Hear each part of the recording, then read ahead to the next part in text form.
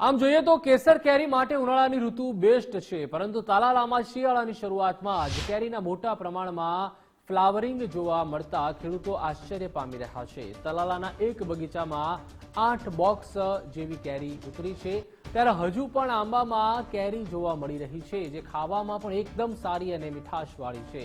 બગીચામાં કેરીનું સારું ફ્લાવરિંગ આવવા પાછળ બગીચામાં ગાયનું છાણ, ગૌમૂત્ર, ચૂનો જેવા છંટકાવ કરવામાં આવે છે, જેથી 80 વર્ષ જૂના આંબામાં પણ ઋતુ વગર સારું ફ્લાવરિંગ જોવા મળે છે।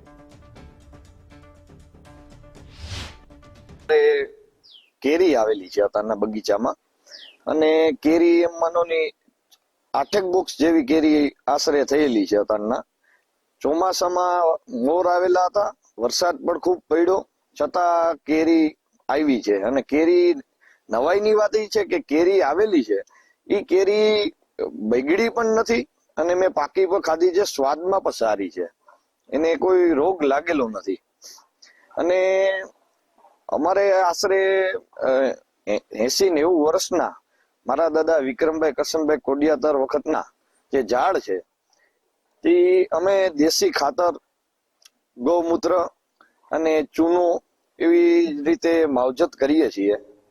બહુ ફળ મોટું આવેલું છે અને તેને વાતાવરણ અનુકૂળ આવી ગયેલું છે।